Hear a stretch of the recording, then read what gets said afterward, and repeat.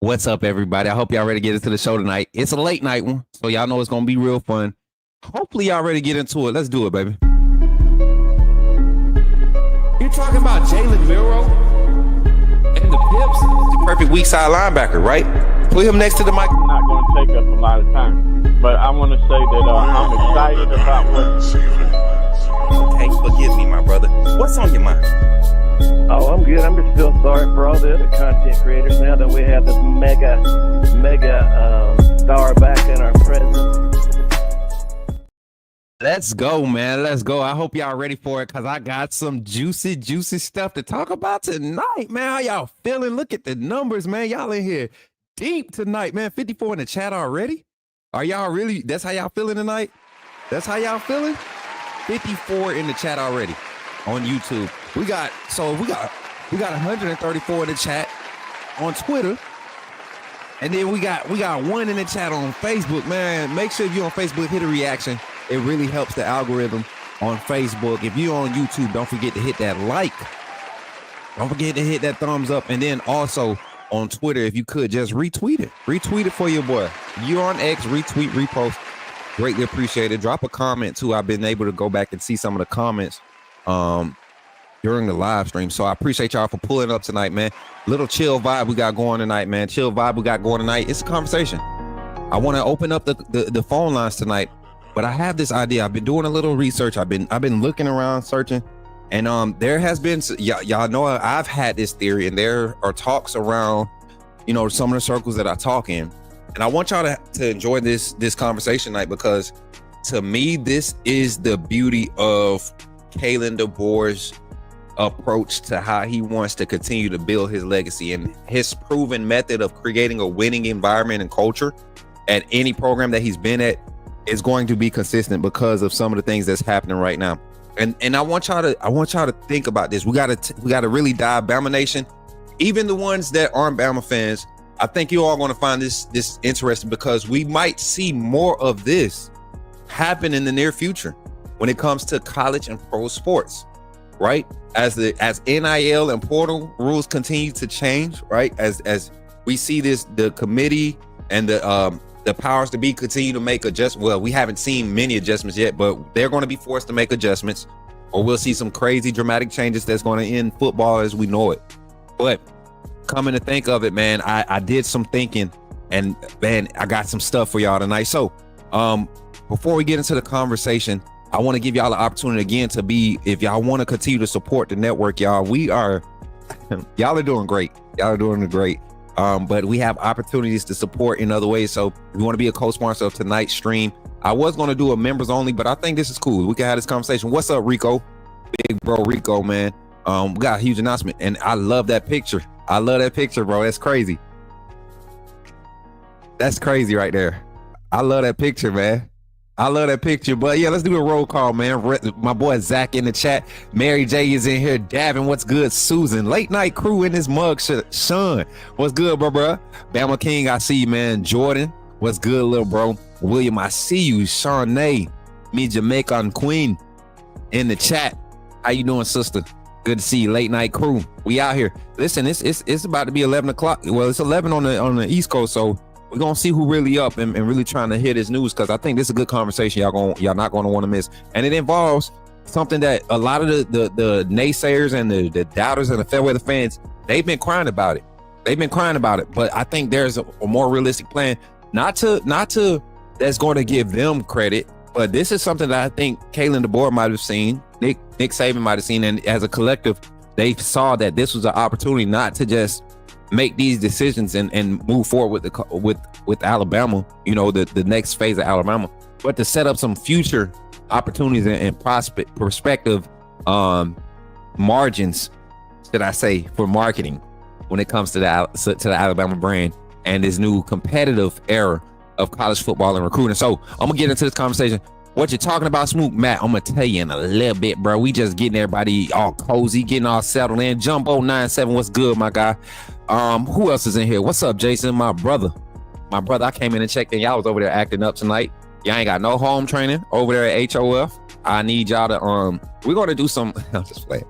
They ain't got no home training, dog. They're my brothers, man. That's how I know they family for real. They family. Run the likes up. Yes, please do run the likes up. We're sitting at 30 likes, 78 people in the chat, man. And continue to share the stream also while you're here. I think a lot of people will love to have this conversation. Twitter, I see y'all deep over there. If y'all could flood the YouTube tonight, because I'm kind of sick of Twitter. I'm kind of sick of Twitter. I've been seeing a lot of things I've been saying. And I shout out to my crew, my Twitter crew. Yeah, man, it's about to get ugly. It's about to get ugly. As a matter of fact, I have them in the back. I think I'm going to be able to try something out here on this little nightcap.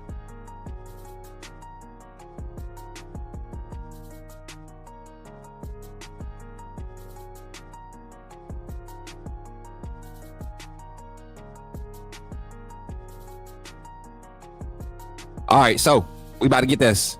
HOF is in the building. What's up, Rod? How y'all feeling? All right, we're gonna have the conversation. I'm gonna go ahead and start talking about it. College football is free for all. Is it?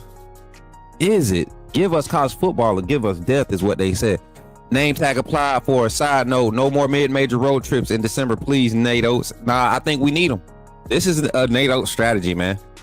And people be tripping like, can y'all get away from branding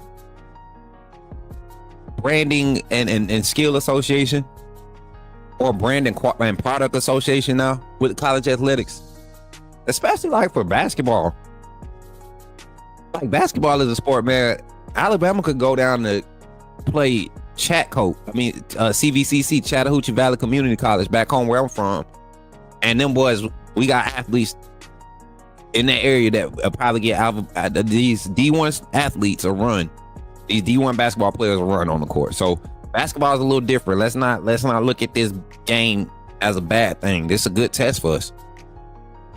It was a great win. So exactly, Glenn. Hey, but check this out, y'all. So this is the conversation. I'm gonna turn the music down a little bit. Y'all let me know. Is the music too loud for y'all? Let me know. Is the music too loud for y'all? I'm gonna change it up a little bit.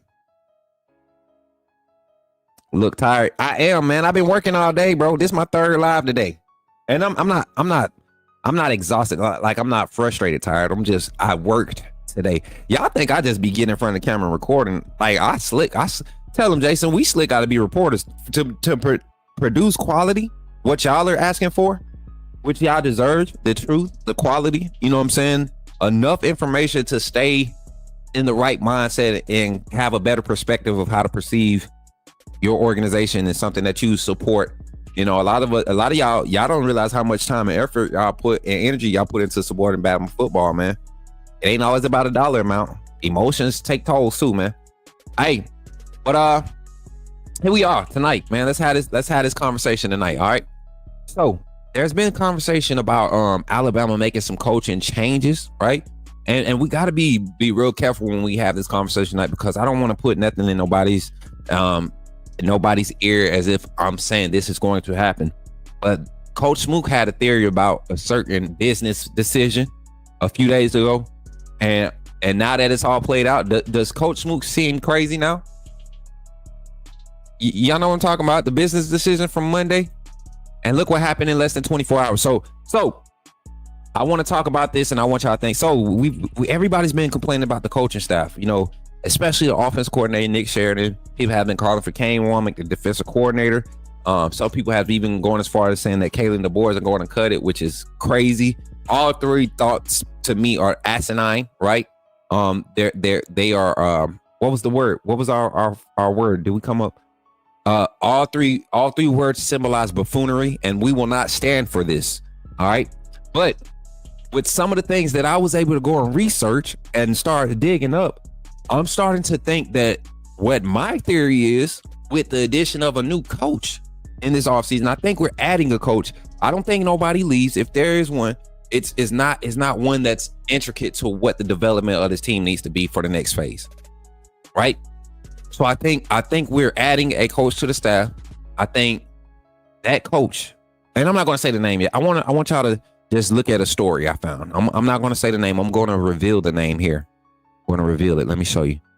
I'm gonna reveal this story, and I want y'all to dive into this conversation with me because I know this gonna get a lot of y'all excited. So I'm gonna go to a reputable source, somebody that I've been able to make contact with, and confirm this, so I don't misinterpret what's being written in this article. And this is an NFL beat writer, journalist. He does podcast analysis, opinion, very well respected. He's got some connects and very respected across the publication and the network. So let's check this out. Conversation. Can y'all see that good? Can y'all see that? Huh? What's up, Stevie? What's up, Glenn?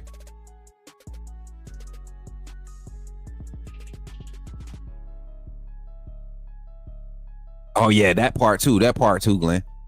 Do y'all see this article? I know I probably covered it up. Let me see. I'm gonna move myself on the other side.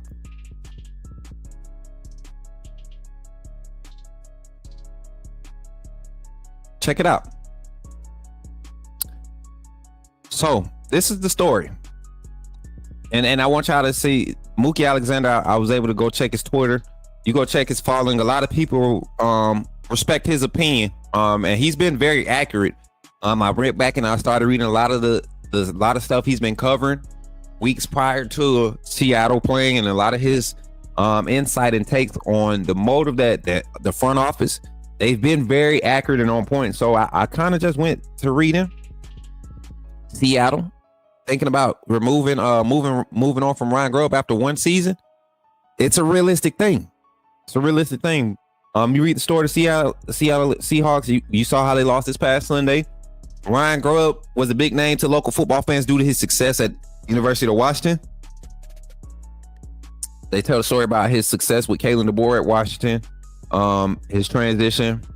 They're not seeing it. They're saying this is the worst performance statistically, which resulted in Darrell Bevel and Tom Cable's firing. And I think that was both of their first and second year. One was the first year, one was the second year. So this is something that I'm going to continue to pay close attention to, because we all know that Ryan Grubb had aspirations to be the offensive coordinator. It was noted that he wanted to be with Kalen DeBoer for this major transition, but the opportunity to keep his family in place where they were for the situations he was in, and to the rapport that he built in the city, where the area where he's from, where he's at now, it was kind of hard to pass up. It was a stressful situation, a stressful time, and he made the best decision for his family. Well, now a year later, looking at the landscape of everything and how everything has turned out, it's not looking so nice up there. So this could be a serious thing, and I'm going to do a reaction VOD to this, to their podcast. These guys actually have some quality stuff. I'm going to start resourcing them for my Seattle stuff when we do our NFL coverage. But an interesting story. Now, they're not the only ones doing this. So shout out to Seattle Seahawks Analyst Opinion. These guys, what's the name of the podcast? SB Nation and Field Goals. Gullus. They write for SB Nation. If you all know who SB Nation is, that's sports and betting, right? Sports and betting. They're nationally syndicated, whatever they are. All right, so let's go to this article here though. This is from the beginning of the month, like early in the month, and they were already starting these conversations. This is another publication here, by Mike Verrell, Seattle Times columnist, and he's usually the one where when he releases breaking news for Seattle, he's one of the verified sources, right? So, and he just goes and talks about some of the turmoil surrounding Ryan Grubb once again, and these are guys that kind of, they have conversations with some of your front office personnel, their family members. Y'all know how the management teams of NFL, their networks get out. It's a lot of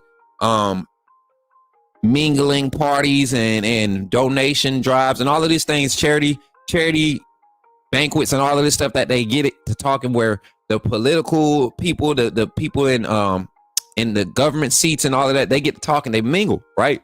And he hangs out with these people. So These are stories that we should pay a close attention to, because I am willing to bet 100,000% that if Ryan Grubb gets fired, right? Because that's what's going to happen.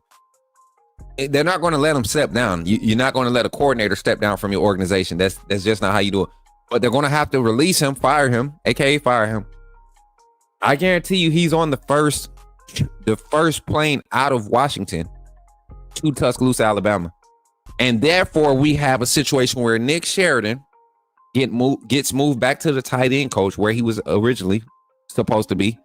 You have Jamarcus Shepard stay at the pass game coordinator, and wide receiver coach. You get Ryan Grubb to come in to be your offensive coordinator. You still have Coach Mitch as your quarterback coach, right? He's your quarterback coach, not co-offense coordinator, but basically your senior offensive quality control / quarterback coach. And then you have the tight end coach. You allow him to fully be engulfed with special teams. You allow him to be fully engulfed with special teams, because Nick Sheridan will go back into his old role of cross-training tight ends and tackles, offensive tackles. That's what Nick Sheridan will go back into to specialize. What he specializes in: designing run blocking scheme, run game play call. That's something Nick Sheridan challenged himself with his play calling scheme, because he's more leaning towards the run. So the quarterback run game was a challenge for him this year. That's why it confused us when we would hand the ball off and experience success and get away from it. I felt like that was him challenging himself. And this was an experimental year for this staff. And I think they got a lot of answers. But I want to get your thoughts on those thoughts, man. Ryan Grubb possibly going out of Seattle. That's a realistic conversation. This is not that part we're not making up. But we all know the value of Ryan Grubb on a collegiate level. He could get a head coaching job. That's the mode of what I've heard of him to be. And you all know I used to do content with another creator, and he gave me a little insight and history on Grubb and Scott Huff and the kind of persona around them, or the message, the mode around them in Washington. And Grubb is not a flashy guy, you know. Him get in front of the Red Elephant Club and Yay Alabama members and saying that he'll be the new offensive coordinator, that was they kind of had to push him to do that. So want to have that conversation. 334-625-1121. Let me know your thoughts on the call in. Say your name. Put me in the game, coach. And I get your thoughts on it. We're going to hold the line open for as long as, if it gets to buzzing again, we're going to hold this thing tonight. Pause. We're going to keep that line open. But if it gets to buzzing tonight, I mean, if it don't, we're not going to stay on here long. Look at Zack up with the late night. Check it out. First call on the line. Call from Zack Willie. To accept, press. Yo, Zack, what's up, man? Late night. You in the game? What's up, coach? Nothing much, man. What you think about my theory, man? This story, and I'm gonna share the links in the chat so y'all can go and read them, and then you could just go to Google and Google is Ryan Grubb out of Seattle, and you'll start to see the stories. These are stories that's been coming out since probably early October. Middle October is the furthest back I've seen of columnists and analysts and podcasts tinkering with this idea.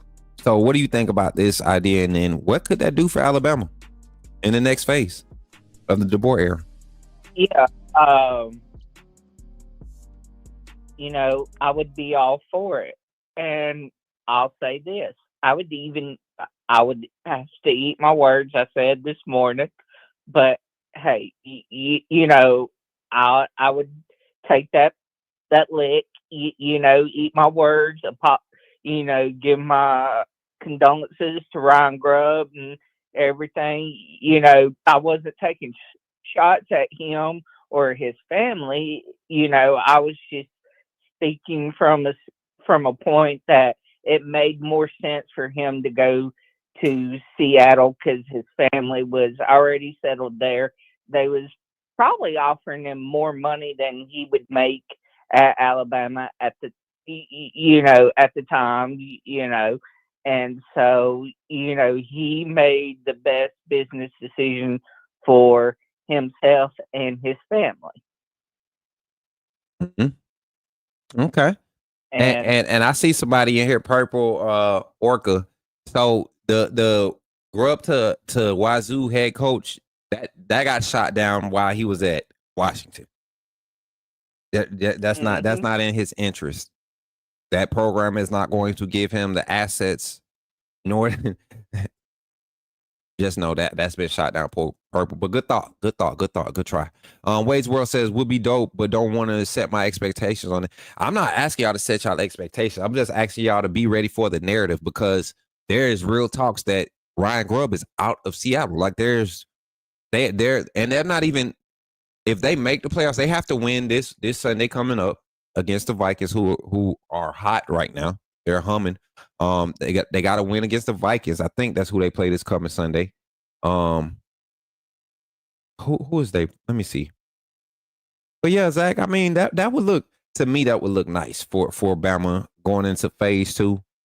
Getting guys in roles where they're a little bit more comfortable, going back to the script of what got you to this point, because that's what we were all expecting. And Alabama fans could be all, I don't set my expectations, but y'all was happy as hell when we first got them. So shut up. Right.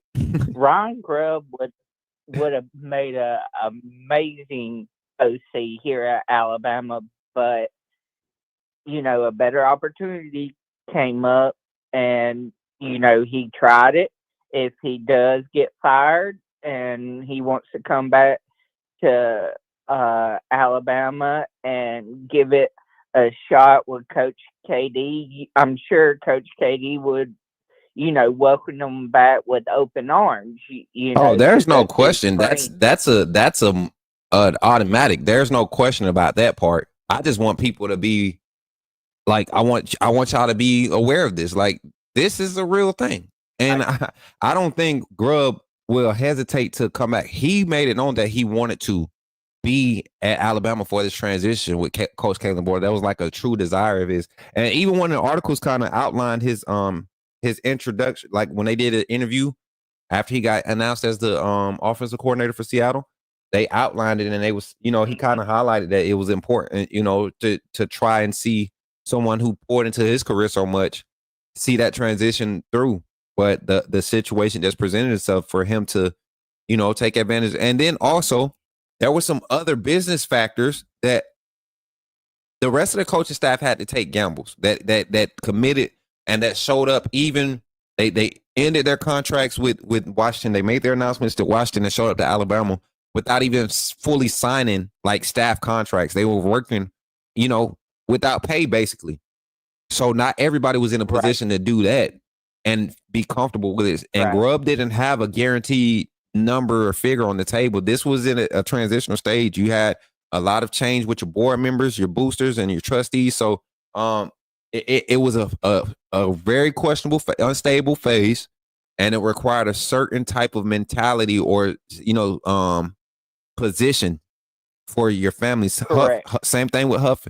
Like, everybody else wasn't necessarily prepared or in a better position, but they made the moves to be prepared to make transition. I think Grubb might be in a better position now.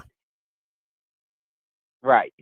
And, and this is rumors, so I don't know if it's fact or fiction. I heard, he was being offered more money to go to the NFL, so I'm sure, and I know the NFL can and will pay coaches more than what the collegiate level can.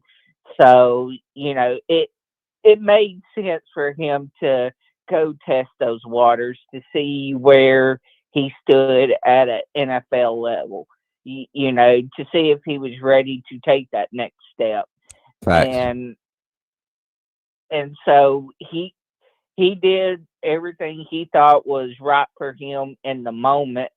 And, whether he continues at Seattle or if he gets fired, whatever happens, me personally wish nothing but the best of luck to him, whether he's our OC next year or not. I don't have no hard feelings from him leaving. I understand understood what it was in the moment. You know, because like you said, all these coaches didn't have a guaranteed salary yet.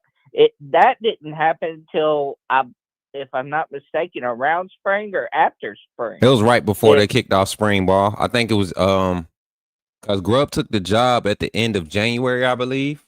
At the end of he took the job before I left from Virginia. So it had to be like in the middle of January, a week before I left to go to T-Town, because I got to T-Town February 28th or something like that. So it was February. So it had to be around February, early February time frame, late January. He's there. And the transition, because Kalen DeBoer and the staff, they only had 2 weeks on the like, they were on the recruiting trail and everything. He was traveling. It was like 2 weeks he had been here. 8 days. It wasn't a long time, but it happened. And even that transition to me was a smooth one, how they handled that, because it was like, okay, everybody, we're looking around.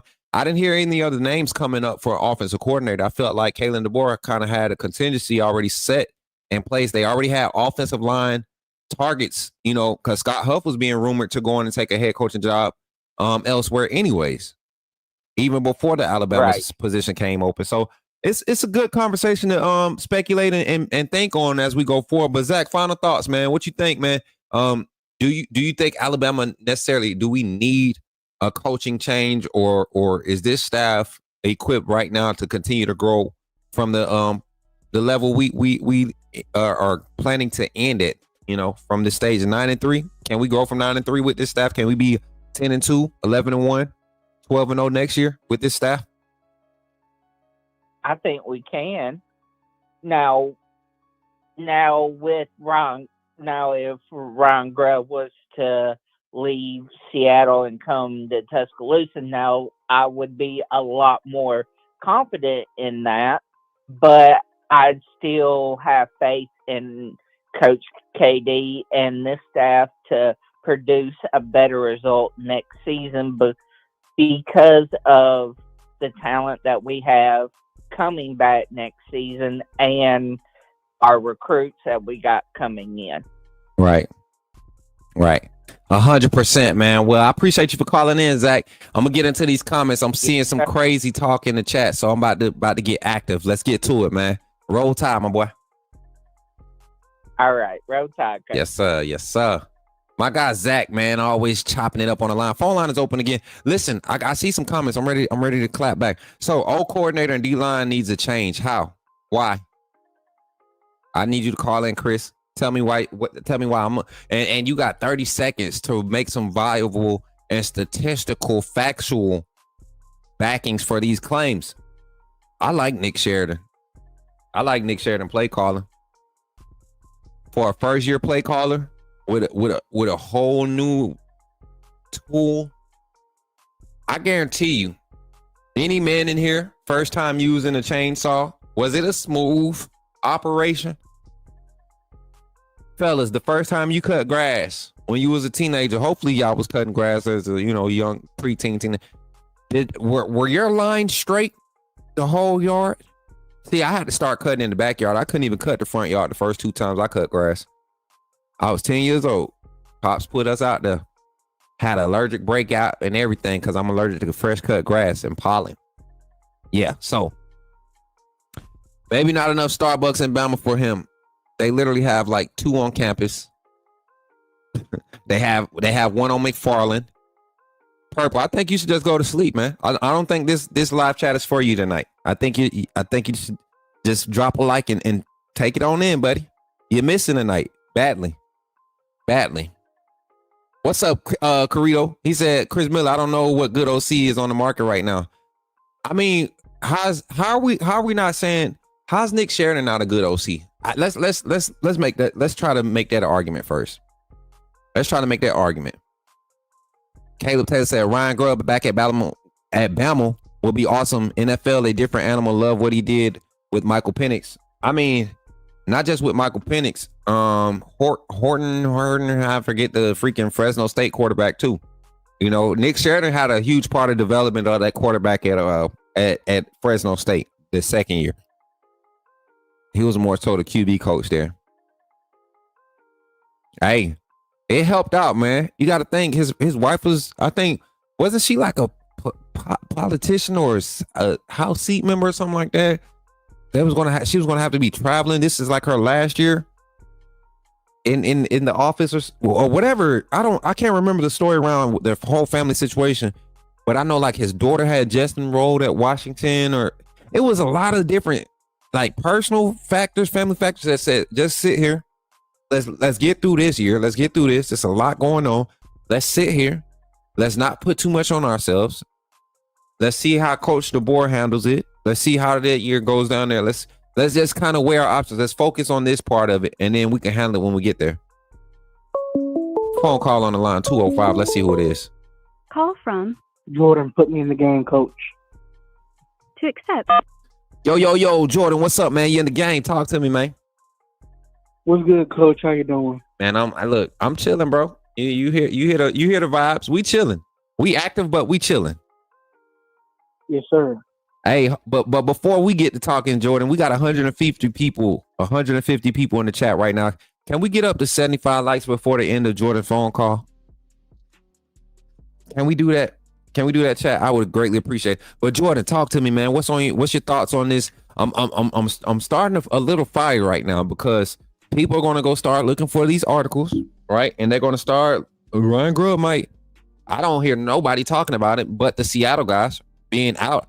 I really believe there's a realistic plan that he comes back that he comes to Alabama, and we see that's our coaching addition that I think is lying in wait for us. What you think, Jordan?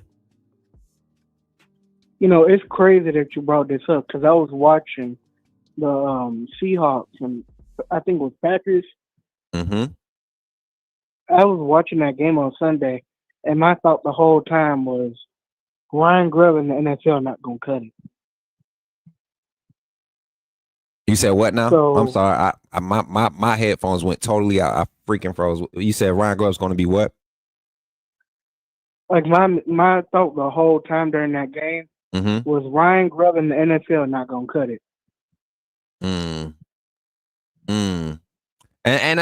But a lot of I had my speculations beforehand. Y'all seen me live. Y'all heard my thoughts.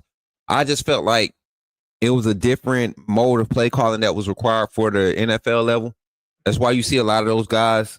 They usually have game management experience at the head coach level and ascend to the NFL, you know, through position coaching, and then they get a coordinator job.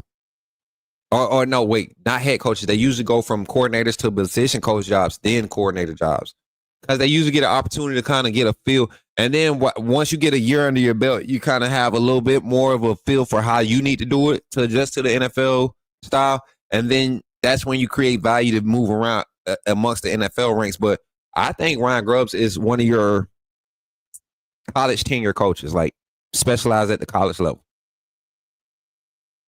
Oh yeah, how I see it, Grubb is experienced in running DeBoer's offense. Mike McDonald is a defensive-minded coach, so he kind of had to take the reins. But young coordinators need time to come into their own coaching philosophy, really. So I got a question for you. And let's say Ryan Grubb's come back. We get the move. I think the coach that might get the opportunity to go seek other opportunities, right? It's probably on the offensive side. It's probably going to be. I don't think Brian Ellis goes anywhere. I think they allow him to really just be the special teams coordinator, and let him handle special teams. I think that's where his specialty is. You know, developing guys, because he has so much experience developing tight ends, developing wide receivers, developing running backs. Like, he has experiences, and that's what you usually have on your special team side. So it could be those skill development things, vision, effort, you know, technique, tackling techniques. Those are things that you learn on special teams and you use to create value so that you get phased into either side of the ball, whether it's defensive or offensive side. So I think you get to allow Brian Ellis that aspect of it. and find those players in recruiting, because he does have a kind of a build up of a rapport with recruiting right now, starting to gain some respect amongst the ranks of recruiting. It's a perfect storm if we can pull Ryan Grubbs if he loses the job, if he gets fired at Seattle, in my opinion. I think Brian Ellis would be a really good special teams coordinator and put Sheridan at the tight end coach. Because Nick Sheridan is really good at one-on-one development. I think he's better at that than he is at play calling. Yeah. It's not that Ryan Grubb, not that Nick Sheridan is a bad play caller. I want to see him grow as a coordinator. Like I said before, he has to come into his own coaching philosophy. That's how you get better. For sure, man. For sure. But yeah, Jordan, final thoughts, man. I like this idea, man. I'm not even tugging y'all chain right now. I think there's some real traction with these stories, right? We know how the NFL is, man. It's cutthroat. It's worse than college football is right now, especially when it comes to the coaches.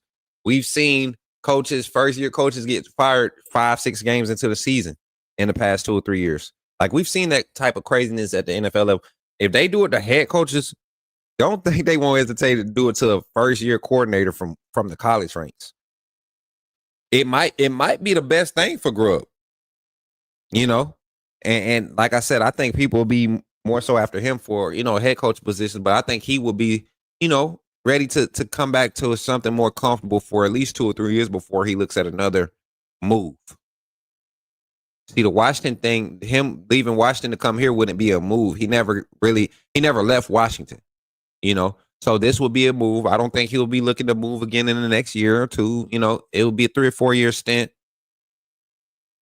Probably be in position, because I think around that time you got to think people will be ready to poach Kalen DeBoer from down here.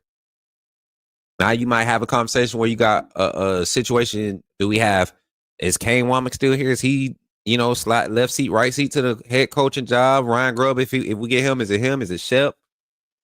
There's a lot of speculation that could be had here at Bama Nation when it comes to this offseason with these potential coaching moves and what's happening at the NFL at the professional level. But Jordan, final thoughts, man. What you think? Well, if it's on your heart, come on down. Come on down, Ryan. That's all I gotta say. 100%, man. 100%. But yeah, man. Appreciate you for calling in, Jordan. And you enjoy the rest of your night, man. Y'all gonna see me live tomorrow. I got a surprise for y'all tomorrow. Yes, sir. Yes, sir. My guy, Jordan. Look, I think I'm getting the late night vibes from everybody. Y'all heard Jordan dragging? Jordan ain't 21, so he ain't supposed to be drinking. I'm a snitch. I appreciate everybody for pulling up in the chat, man. Shout out to my guy Kevin Williams in the chat. It's $15 donation sent to Cash App. More than appreciated, man. I'm glad I went and picked up the phone. Y'all see it right here. Kelvin Williams, appreciate you, my guy. I almost gave you a military salute, boy. Let me stop. That's how I know I'm tired. Boy, I went and got information on y'all. So I seen some comments in the chat I'm gonna get to. Let's get to this. Let me put this back on the screen. And then I got some Smook Scoop for y'all with the portal. Let me see. What was the comments? I seen Christian Hughes. Christian Hughes said something that made me laugh. Christian Hughes, where is it? Christian, you said something that made me laugh. Promised Land. I know you bring fair weather energy all day, bro.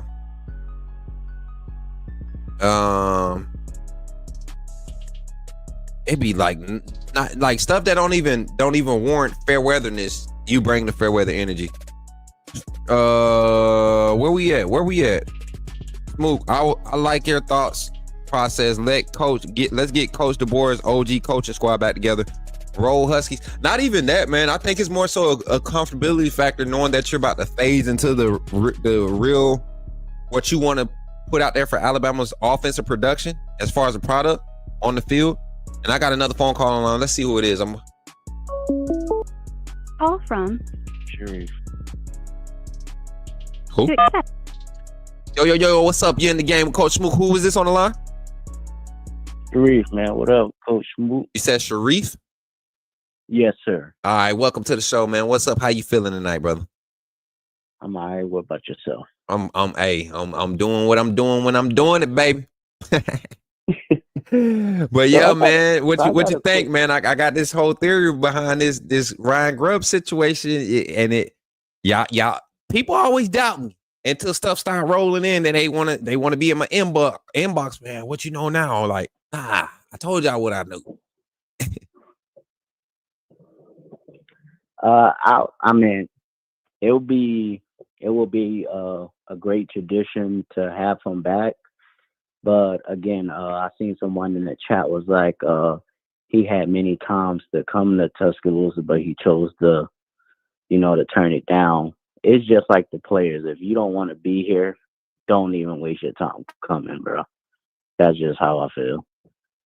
I'm gonna tell you this. He never said he didn't want to be here. He wanted. He's on record saying that it was his desire to see through the transition, the full transition for Kalen DeBoer. He felt like he owed it to him. It's just circumstantial. That's a hard decision, man. I can't say that I'm putting my family in a predicament for a job. And college football, NFL, it's all the same. If that was, I don't think he goes to the NFL if the Cardinals offer him, I think he finds a way to stay in Washington, the University of Washington. I think he finds a way to stay in Washington, the state of Washington, to keep a job. The Seahawks have been after him for what, 2 seasons, 3 seasons? It was to me, it was the right business move for him. It was a lot of instability with the Coach Saban transition. I don't blame him, because now we look at it 10 months later and we see the game of football, college football, the business of football in itself continuously changing day to day. And right now, he's probably in the best position he can be. He's about to get pushed out with guaranteed pay, and he's probably going to be in position to have a hefty paycheck coming in at Alabama if the opportunity presents itself. No, I get what you're saying. But again, it's just like I said, it's even though, like, all right, you got the money, you they wanted you wanted to go there. As a fan, personally, you know how Alabama fans are. It's like, if you ain't rocking with us, then cool. Like, they say that until they see the name on the dotted line, and then they celebrating. Those are fair weather fans. People they only cheer when the good stuff happen. Nah, bro, you can't sit there and criticize and demean the very thing that you're going to praise. Like, anytime you only praise it when it works in your favor, that's fair weather to me. If I take a loss, I play a good game, and I take a loss, good game, man. I gave my best. I win, good game. I gave my best. That's consistency for me. You know what I'm saying?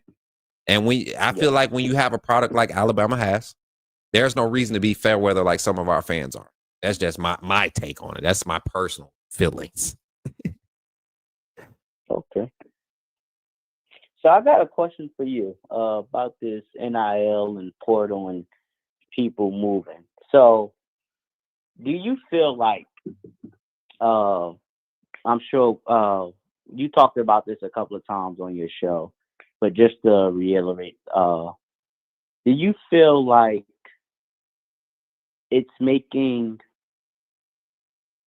the players and the student athlete get this more entitlement at the college level, and knowing that when you get to the league, NFL, you ain't going to be able to switch teams like that, like you normally would in college? There is no portal except, free agency in the NFL, or if you choose to opt, or if someone, buy you out.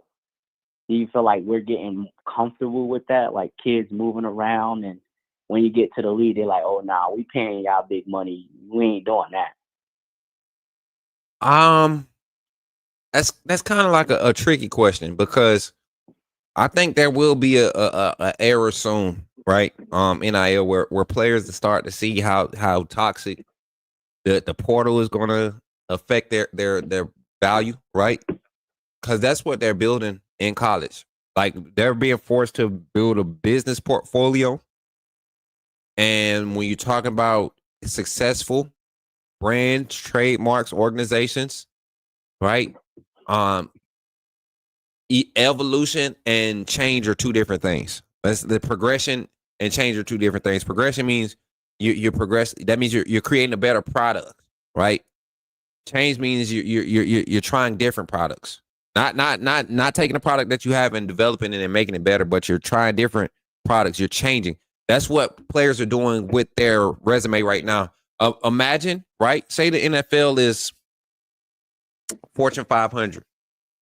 And when you submit your resume, when you go sit down to have that HR conversation with the hiring manager or whoever, and they look at your resume and they look at your resume and you worked at this other Fortune 500 company for 90 days and then left. Not temp, you just left, and then you went to another job. The reason you left for that one was for more pay. You went to this other job.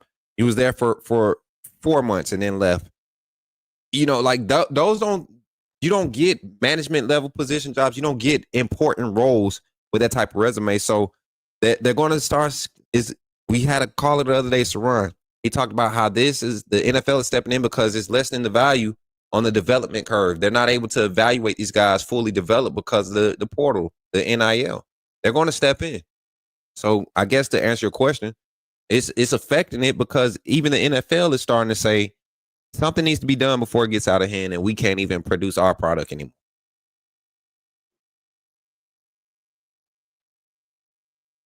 Okay. Well, I appreciate you, Coach Smook, for taking my call, man. I'll let somebody else jump in. For sure, I'm man. hyped tonight for some damn reason. So I figured I'd jump on here and give my little 2 cents in real quick. Hey, yeah, that was a good game, man. I actually got to catch the first half, and I missed like the first 4 minutes of the second half. And I got in when Mark Sears started heating up, man. You know, since you on, man, to me, this is another Final Four. You know, this got to be a Final Four run. I feel like that's what this team is this year. What about you? Absolutely. I mean, Absolutely. I like the length in the front court. I like the backcourt offensive aggressiveness. I like their perimeter defense so far this season. Aiden Holloway coming in playing perimeter defense. That was a big thing for me, seeing him committed to playing defense. That's going to elevate his stock so much at the next level. But yeah, man, Final Four or bust. You know what I'm saying? Final Four or bust right now, and that's not pressure for this team. I think they expect to be able to compete for the NCAA national championship, man. So ready to get to it, man. But I appreciate you for calling in, brother. Oh, he hung up. My boy said, I'm tired, boss. Hey, shout out for the 88 likes in the chat, man. Appreciate y'all for being on the line tonight. Listen, 334-625-1121. What was I about to talk about before he called in? It was something I wanted to put in front of y'all before we get out of here tonight. Oh, man, I forget, y'all. I'm trash. But that was a good take on the Ryan Grubb situation, though. I understand everybody's concerns, everybody's realistic approach to it, but I want y'all to be open minded to this because it can happen.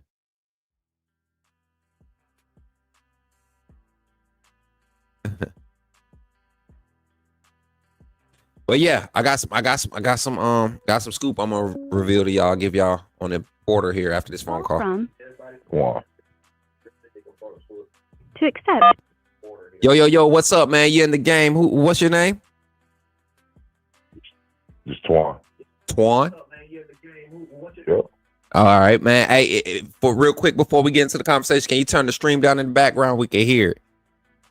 Oh, my bad. No problem. And welcome to the show. This is your first time calling in, brother? Yeah, man. I'll be tuning in with y'all, man, with you and stuff on the spaces and stuff like that. Okay. Talk to me, man. What's on your mind? You buying this Kool-Aid I'm selling, bro? Man, look, I think look. I think you on to something, man. No lie, no lie. I think you on to something. Look, I think Grubb is coming back to Bama. I honestly think he's coming back to Bama. I think he's coming back to Bama, man. Why not? Like, I could just imagine, and I don't see a stressed out offensive coordinator that's about to be fired at Seattle. He's really, I feel like he's giving his best, but he's doing just enough to be respected and to be able to bow out gracefully. But I think there's a realistic plan to get him at Alabama. That call that I do too. I do too. That call that Greg Byrne made out to the fan base wasn't just for NIL to get recruits. We're gonna need to free up the funding for our staff, right? We're gonna need to free that up to bring in y'all so bad want Nick Sheridan replaced. I don't think Caleb DeBoer feels comfortable bringing anybody else in to call his offense that's not already on his staff or that hasn't done it for him before. And if Ryan Grubbs becomes available, why not? Why not go get it? It's no disrespect to Nick Sheridan. I guarantee Nick Sheridan would love to get back into that mode because I'm telling you, the communication across that headset is probably something that we probably don't. It got to be crazy. You get what I'm saying? Be crazy. Too much knowledge and experience in that headset, bro. Oh yeah, man. You're exactly right, man. Look, this is me, man. This is my opinion, man. I thought for Nick Sheridan, look, don't get me wrong. There's some games that he didn't. It was bad, right? But I think he did a pretty good job though. For him being his first time, as an OC at Bama, man. I thought DeBoer did a pretty good job. Mm-hmm. Man. You get on Twitter, man. You see all these people talking about, man, fired. Let's get rid of DeBoer and this and that, man. Man, look, the man went 9-3 in the SEC, 9-3, and it wasn't his players, it wasn't his scheme or anything. So just imagine if he get his scheme, his players, and stuff. He just came from the national championship. Right. He's a winner the boy's a winner everywhere he went. Man, we just gotta trust him, man. Trust his staff, man. Man, I think, man, we'll be fine, man. Bama beat, man. Bama is Bama. Bama always gonna be Bama, man. 100%, man. Be fine, man. I don't think it's more so. I wanna know why, and I want to give a shout out to Clint Lamb. I want to give a shout out to Mick Gillespie. I want to give a shout out. I forget the gentleman's name. I want to say is I forget the gentleman's name over there.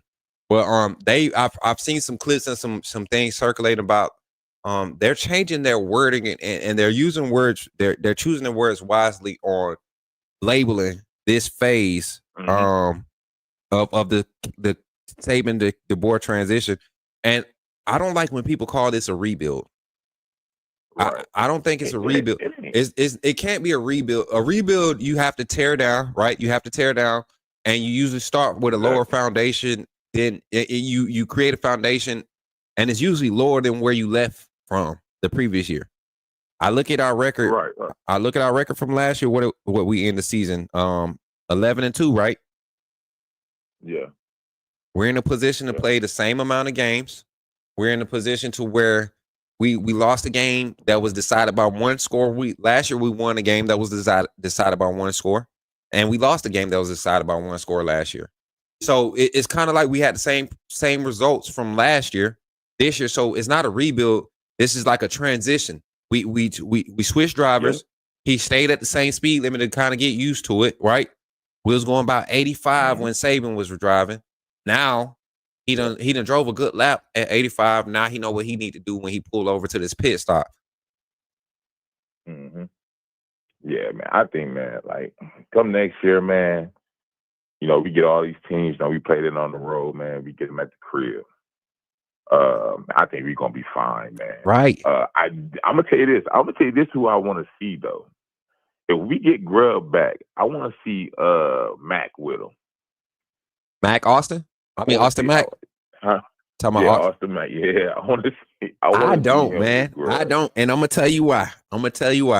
I feel like Grubb would look at Keelan Russell and be like, give me my Michael Penix on steroids right now. Let me develop him from freshman year. Let me get him from because I think that's who if we lose a lot of our staff, they're going out with this 25 class.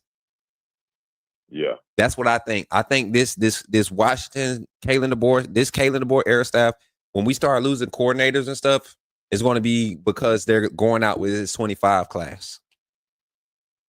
This will be their product. This will be their bullet points on how they are perceived as coaches, coordinators, play call, whatever. This 25 class will be their just like Kirby with the 2009 class. Yeah. Like that. Yeah. That's his staple. 2009, 2010 is his staple. That's what everybody's always going to remember Kirby by, how he did that defense that year. So I think we might see that here at Alabama here in the near future. Man, I'm gonna ask you this, man. What you think about all right, if Grubb comes back, who would you take to be as a starter, Ty or Russell? Even though Russ is a freshman, he did great at Duncan High School. He did great. Mm-hmm. But who would you have as a? Because I feel like if they make Russell the starter, I think Ty's gonna transfer. Hey, we're targeting 2 quarterbacks in the 26 class. I'm telling you right now, we're going to have 2 quarterbacks commit in a 26 class. Might not be highly rated, might not be highly touted, but they might be some quality developmental pieces.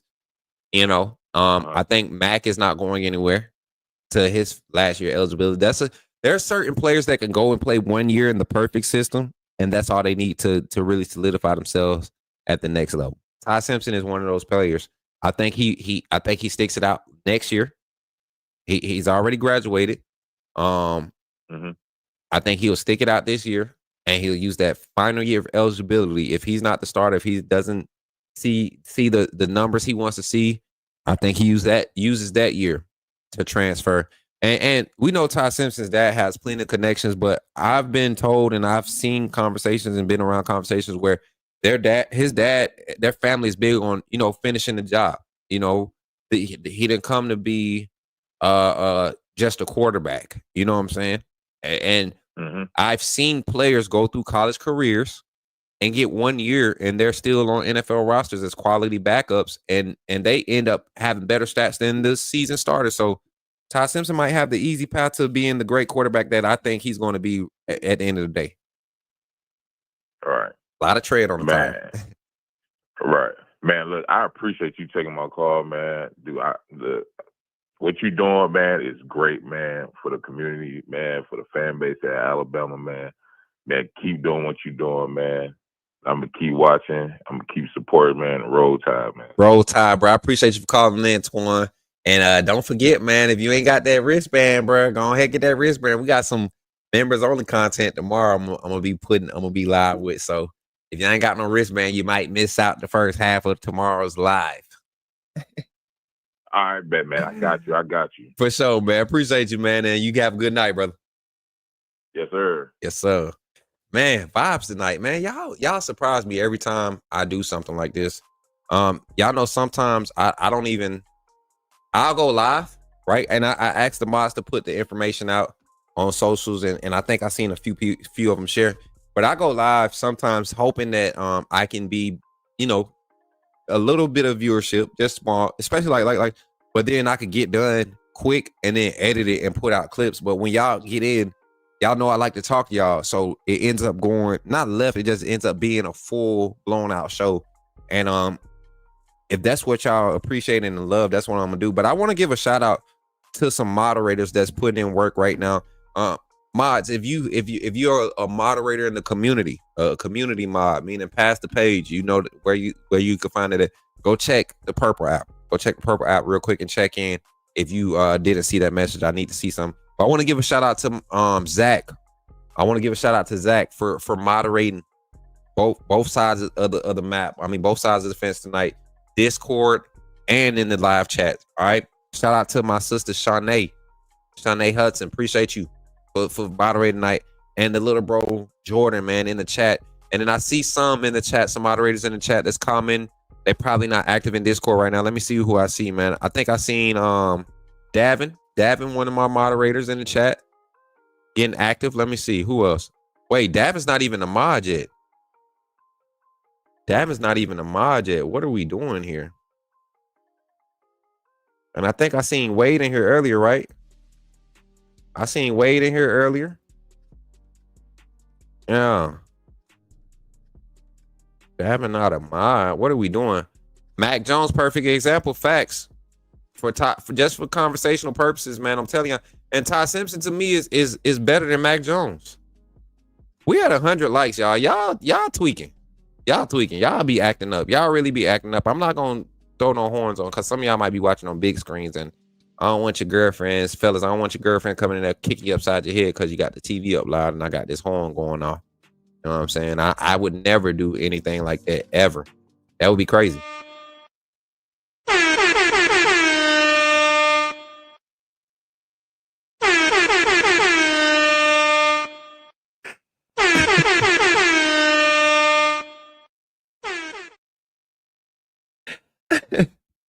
I'm sorry. I hope I ain't get nobody in trouble. Y'all got me on the big screen? Or you got me on loud on your phone?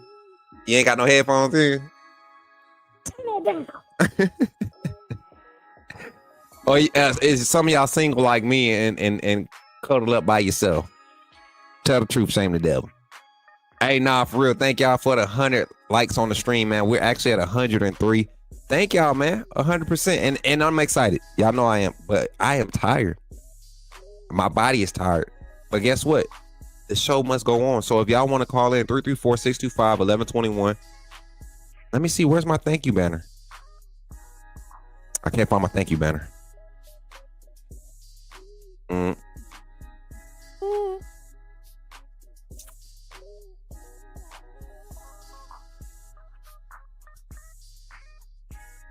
Oh, there it is. Boom. Thank you for your support. I'm like, let me move this one to the top. That one it's becoming a common thing, and I appreciate y'all for that. I ain't clicking on that gold thing. I don't want to do no gold tonight. Y'all already helped me achieve one today. I don't need to do bad smooth go to timeout. Yeah. Oh man, Portal news. I got some Portal news for y'all. Here y'all go. Y'all ready to get into it?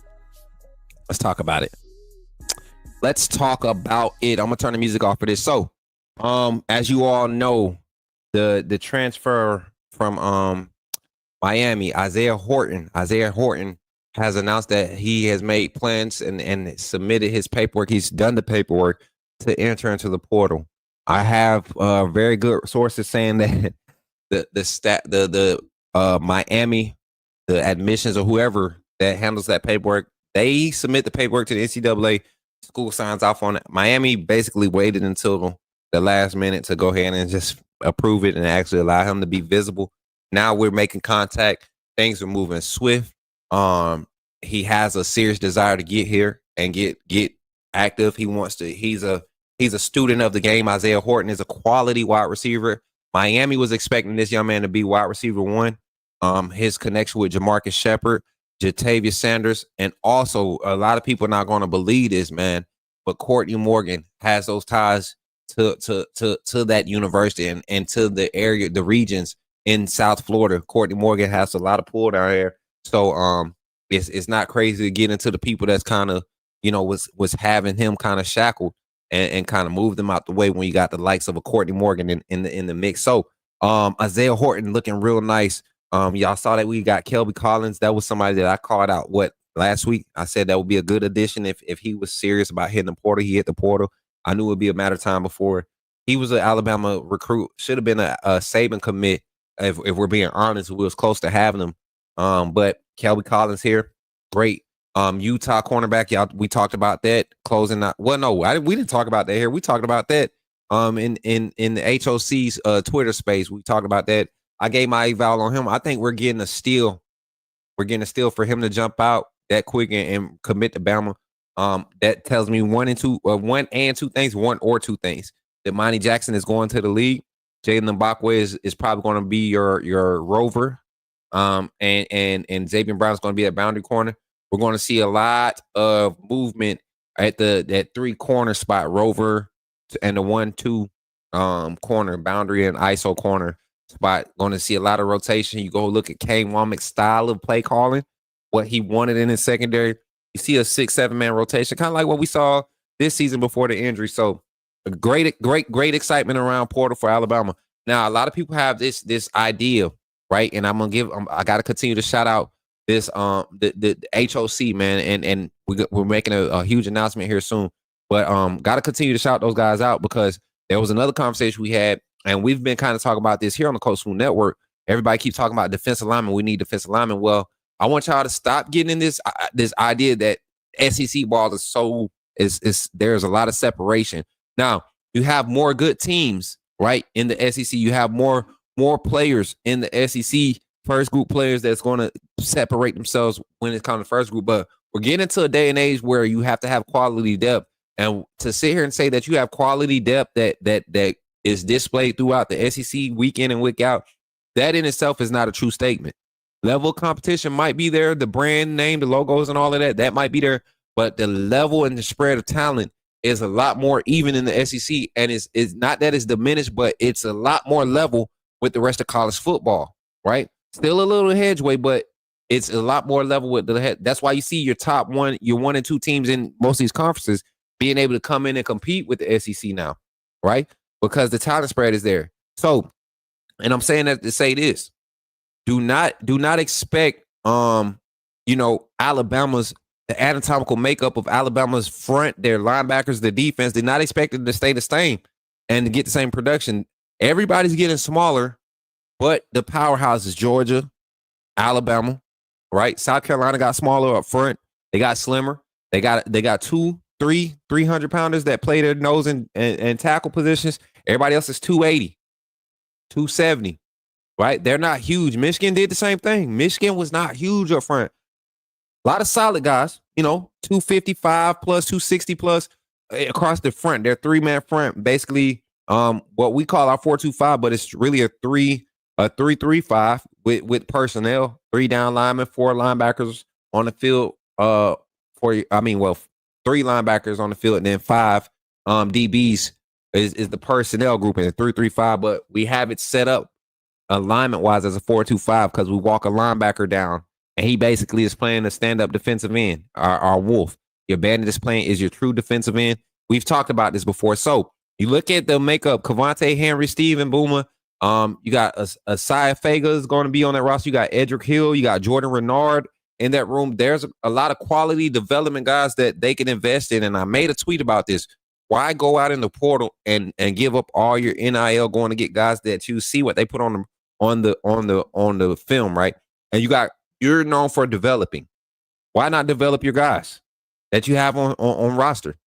4-star, 5-star guys that are on roster. They may not have experience on field. They might not have a lot of snaps, but they have a lot of experience, a year worth of experience in your system. So you got to trust the staff to develop these guys. But that's what's going on in portal. The hot news is Isaiah Horton. I think we might get an announcement and a commitment from him as early as, like 2:30, 3 o'clock tomorrow. I think we can get that because what's happening is a lot of these guys are not going to be able to make visits to the attractive schools, right? Now that they're in the portal window closed for Isaiah on Monday. So he has to make a decision. And who's going to be able to make an impact? Can Ohio State make an impact and go and get him right now?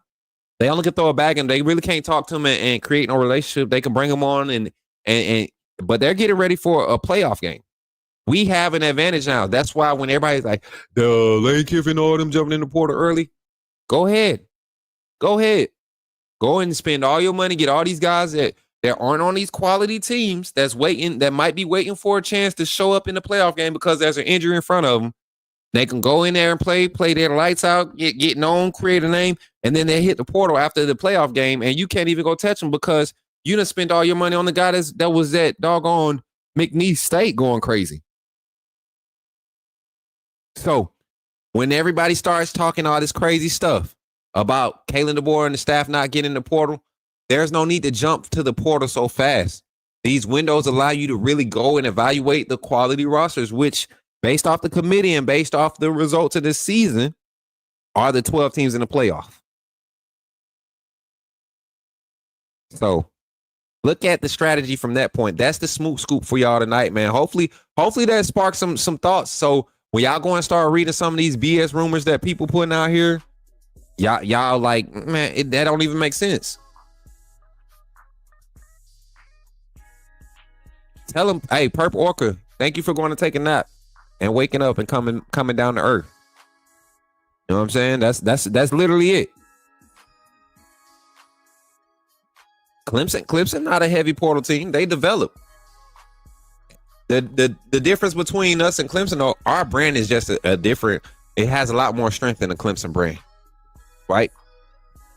We're still we don't get the full Saban discount. We get like 10% Saban discount right now still, because we still got players. It's still Bama that we got players that can say that, right? Because they play for them. But this is the year. This is the time to turn the page. You can't use that anymore.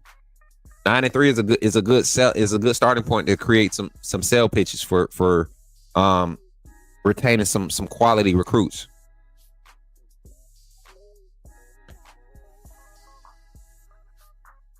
Lil Rashida, what do you mean we don't have no solid D lineman? James Smith, he's going to be your front runner in the middle of that defense next season.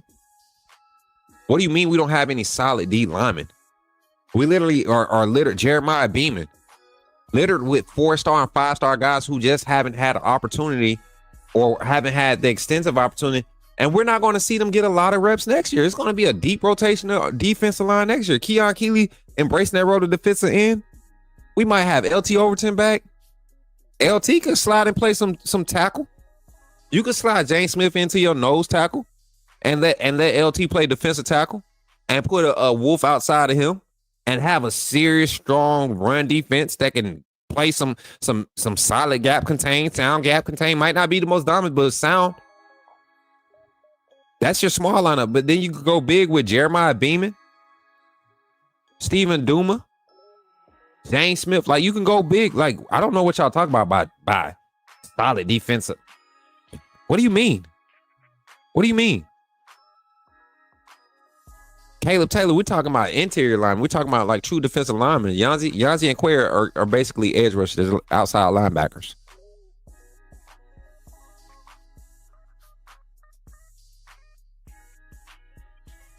Glenn, you make a solid point.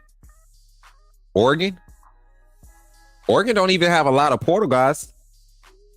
Dylan Graybeard, the starting quarterback. That's it. Like, impact portal guys. Trayshawn Holden was there last year. Defensively, who they got? Did they get the Texas transfer? Johnson, right? The corner. That's it. I'm telling y'all, man.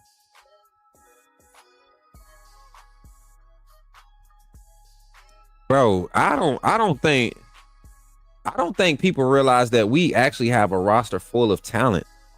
Like, y'all discounting the guys that are here. Y'all want to go get used products, and we got the products that we've been building with tools and elements that we have developed. Like, we know what we're getting when we put this on the field. We know what type of drive we're in a good position. Let me pull up the Alabama. And I'm gonna do my own graphic. I need somebody to help me too. Give you access to this Miro and just get screenshots and post these. I want to do grid style.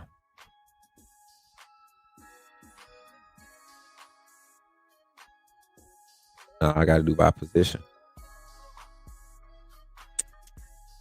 All right, let me go to the D line. And there's guys returning, not even with the. And then I'm gonna name the signees. So Ja Latham is gone.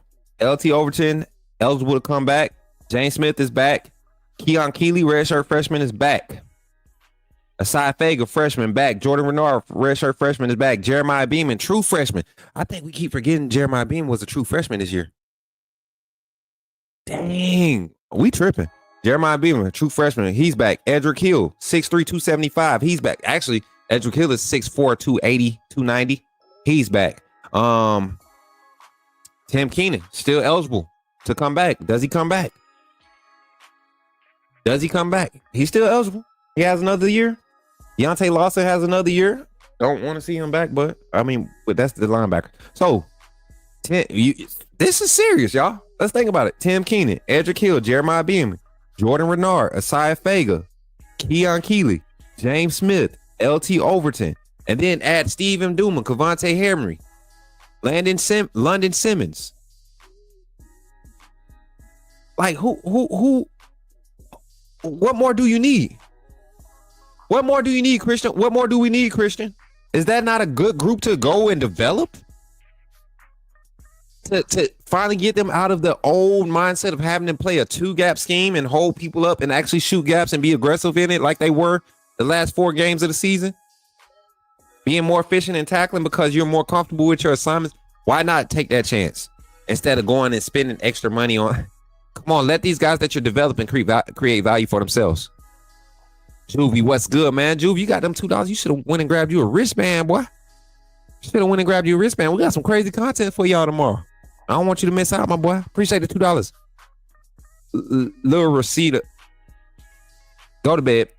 Clear this past your bedtime. You said 10 Keenan suck. Are you a Bama fan? You think Jaheim Otis played good enough to get more snaps too, don't you? Oh boy, Lord have mercy, help the babies. Davin, that's what I'm wondering. Guys like Cody, Quentin Williams, Ashawn Robinson, guys like that to clog up the middle. Does it not work in the 4-2-5 scheme? It does when you have guys doing their job. I want y'all to go watch the Oklahoma game. Go watch the Oklahoma game. When Deontay Lawson went down, that's when we started having success. James Smith, Damon Payne, Hunter Osborne before he got hurt that game, right? Tim Keenan, Tim Smith, those guys were creating havoc, and really they weren't getting pushed around just because they weren't the ones making the tackles in the backfield or at the point of attack. Doesn't mean that they weren't being effective. They were creating opportunities for the guys to do their job at the second level. Now, the option run game was very hard to defend. But then I also go look at how we shut down LSU's run game. Tennessee's run game struggled against us.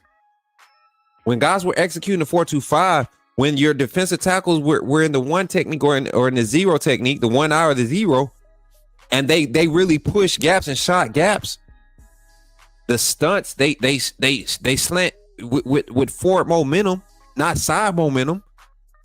We saw effectiveness from our defensive line. Some of y'all just gotta, I don't get it. Stop watching the ball.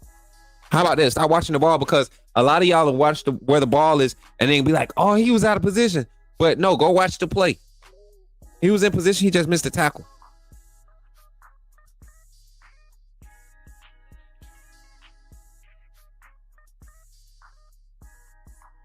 Okay, this somebody put this goof in timeout. I'm sorry. You're expecting a defensive tackle to get sacks for you. Is that what you're counting on your defensive tackle to be your sack pressure guy? Quentin Williams he wasn't crazy in sacks. And then you also got to understand Quentin Williams played with a senior group around him. Nothing but dogs. That was a year span of nothing but 5-star defensive linemen coming through there. In a whole different scheme, in a whole different era of college football. Man, get out of here. Somebody put him. He need 30 seconds. Somebody give him 30 seconds, please. Somebody give him 30 seconds.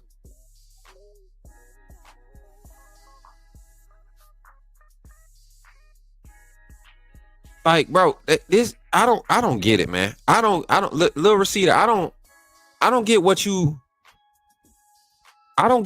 expect from a defensive tackle. Like a defensive tackles aren't supposed to be your sack leaders. They're not supposed to be your sack leaders. Now, pressure rates, all of that, they should be up there with that. But your sack leaders, I want my defensive ends and outside linebackers being in that number. That part, Jordan. And this is why people they get mad on my channel. They say I'm picking. No, don't say crazy stuff, man. Don't say crazy stuff. You're trying to tell me that a defensive tackle wasn't good because he didn't lead in sacks or he didn't get sacks. That's crazy. I got a question about since he didn't have sacks. How many sacks did he miss? Let's ask that question. Before you start trying to make him account for sacks, how many opportunities to get a sack? Did he have a sack and he missed a sack? You give me that number, and then I'll go and verify it, and then we can have that conversation. But until then, go to sleep. Take a nap. 30 seconds. Appreciate my people on the Facebook side. Rico coming through with the like over there on Facebook. My guy Leroy Cunningham, Canes fan. Them Canes. Them boys, sugar canes. Hey, coach, you think we got KC? I'm hearing that there's a tight relationship. Well, I know that there's a tight relationship with him and Jatavius Sanders. That's one of his boys. I've been seeing him and Bob Welton do some interacting. Anytime you got Bob Welton talk to you, man, Bob Welton is a good guy. He's part of that recruiting staff, the player director of player personnel. I think he's actually the head of it. Anytime you got Bob Welton, texting and checking on you like your boys, you kind of in Ryan Williams type waters, right? Courtney Morgan, Sanders, they're all chopping it up with you. I think he's a priority, but Horton leaning towards us and really committed makes that easier hit or miss for us, right? It makes it easier. It relieves it, especially when you look at how we close out the recruiting class, getting Derek Meadows and Latsier Brooks. We're getting Jeremy Bernard plans to come back, right? I think that's the realistic plan for him to come back. Ryan Williams, you got Rico Scott, Amari Jefferson, Jaron Hamilton, Cole Adams healthy, Jalen Hill. That wide receiver room looks good. So if we miss on KC, I'm not tripping. Great talent. Not saying he wouldn't be a great addition, but if we miss on him, I don't think he's a priority. I don't think he's one you go overboard and try to get. Right? Scarecrow, who is what Penn State winning Natty? Crazy stuff. Yeah, that's crazy. People high.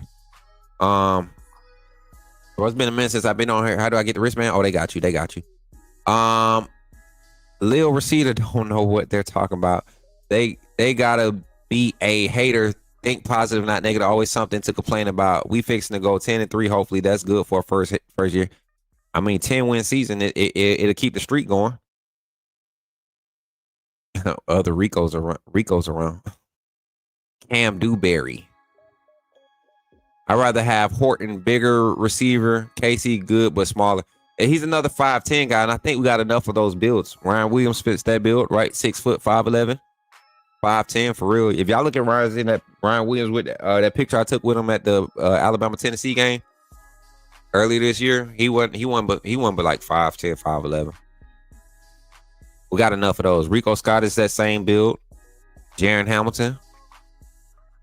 Thoughts on OU Landon Matee? I think it's a good idea to bring him. I think your guy is already in the locker room, though. I think Hawkins is already in the locker room. You created some quality depth. You're going to create some quality competition. Matier's a solid guy, but I like Hawkins for the future of your program when it comes to what you need to do to solidify some type of longevity or some type of solid roster. I think Matier comes in and I don't think.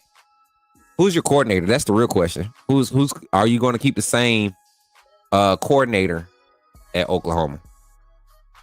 That's the offensive coordinator switch needs to be a thing to look at.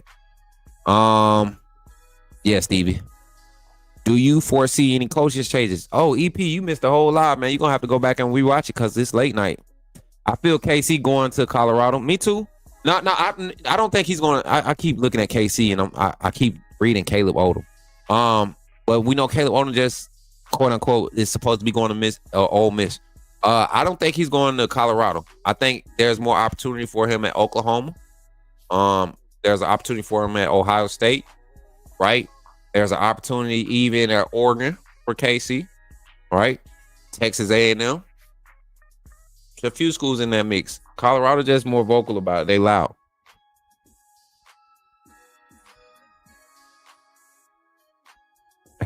EP Judah, I don't know if you like late on the stream or if you're not live on the stream, but somebody tell EP to hit the live button so he can catch up.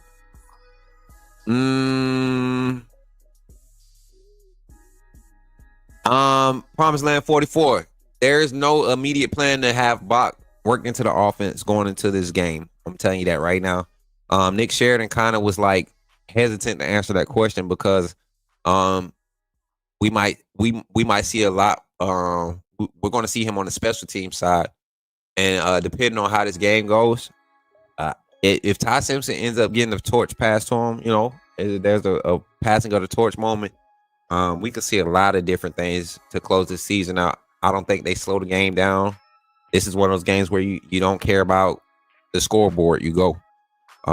So yeah, Mateer Goodbridge, QB for Hawkins. Hopefully, Mateer has been Arbuckle's guy from Wazoo. I don't think he's a good bridge QB. I think you hurt yourself and you lose Hawkins if he comes in and starts. But I think Hawkins is better. I think Hawkins is going to be a lot more comfortable on the college scene at the next year. Got a year on his belt. Had some adversity this year, some hot and cold moments. I think Hawkins is your guy.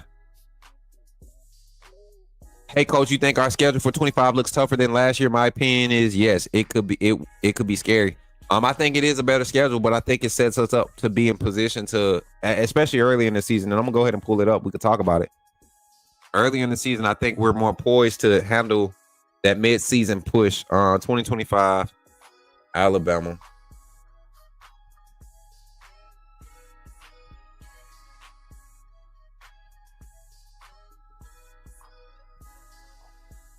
Here we go.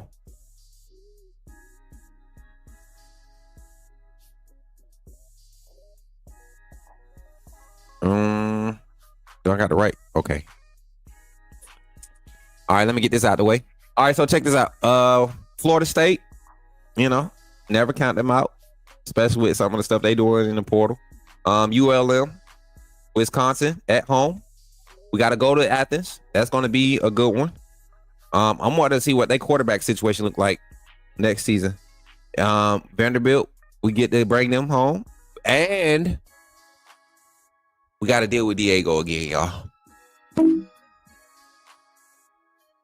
We got to deal with Menzel on steroids. Then we got Missouri. I think that's going to be another. They're going to have another down year. Tennessee. We get to have them at home. That's going to help us. I think Tennessee is going to be a force to be reckoned with next year. We're really going to have to be dialed in. They got a receiving core that is real scary. And I think our secondary is going to be challenged. And I think Molinquist, Colin Hisser are going to let them be challenged. And we're going to see what our boys made of that Tennessee game, third Saturday, October of next season. South Carolina, we got to go to them. What does their retention level look like? This is the part of the season where I think that first 4 weeks we have a better setup going into that gauntlet. Vanderbilt get a slight, and I can't even project this right now. Just right now, based off of what was on the product this year. Missouri, we get a slight bounce back opportunity right after a game against Vanderbilt at home, a better product at home. Missouri, then we get Tennessee at home. Got to go to South Carolina. Then we get LSU, Oklahoma at home, right? I like this Eastern Illinois matchup. I like that. We need more of those. We need 2 more of those on this schedule.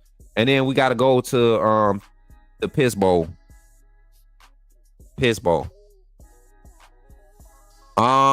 But yeah, that's how I feel. Let me see. What EP acts? Coach, who's better, AK Deer or Turbo Rogers? I'm gonna say this. They both present unique skill sets that if you put them on the field, both of them are virtually unstoppable. I can't say who's better. If you ask me who's a better running back, I'd say AK Deer is the more complete running back, not necessarily the better running back. He's the more complete running back. He gives you he gives you more of a complete every down back build, look, and carrying style, running style. Turbo is a change of speed back, game changer. Don't give him a seam, he gonna bust it. Don't give him a seam, he gonna bust it. He hurt you out the backfield, he can line up in the slot. He's probably gonna, he's gonna be one of your 3 best players on the field at any time. So that's my assessment on that. Bamanomics, I appreciate you, my guy.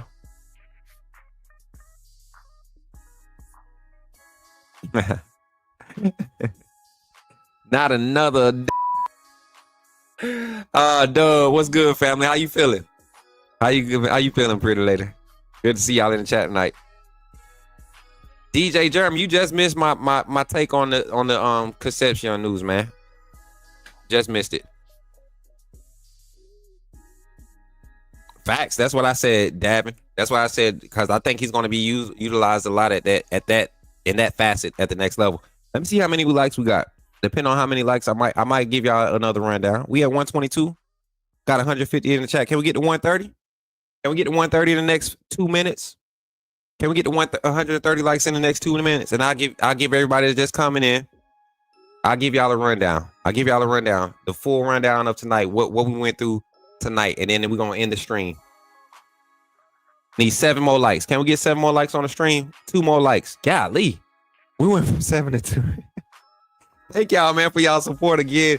Hey, before we get into the rundown, because I feel like we're gonna get to it, take a moment to possibly become a member of the AAA family, because we got some special content that I will be streaming live tomorrow. And I'm only gonna allow my members to see the first part of it, right? The people that's actually supporting and contributing to the travel and the execution of this network. Appreciate y'all for the 130 likes. We just hit 132, so thank y'all.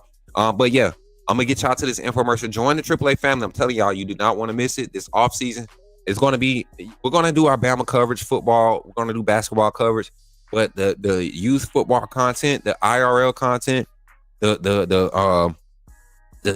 I just got. I got a quick announcement testimony. I just got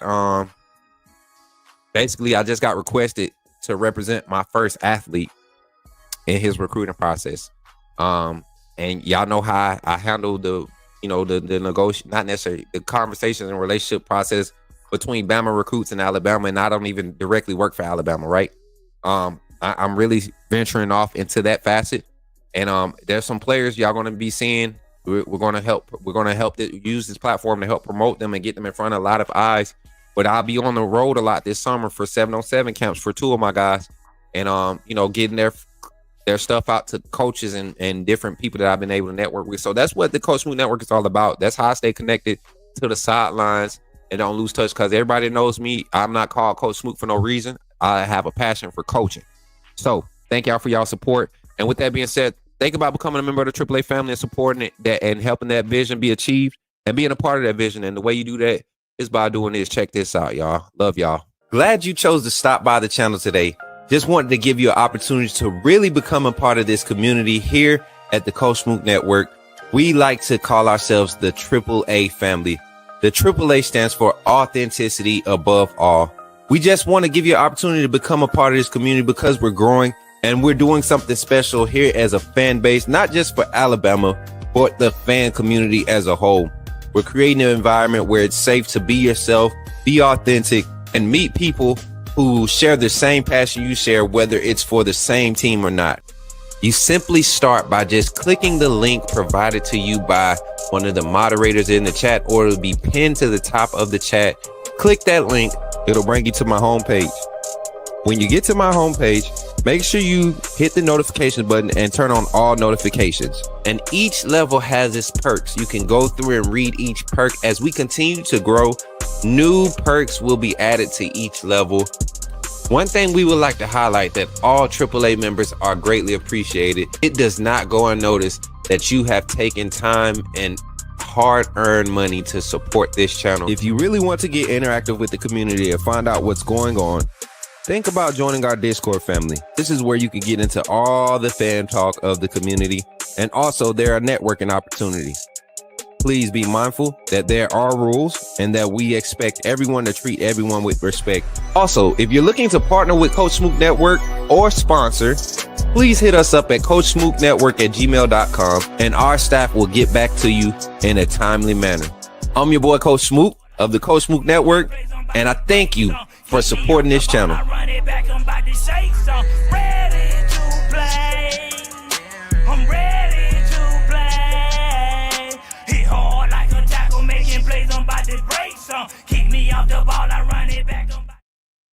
Y'all, we ain't heard that song in a minute, huh?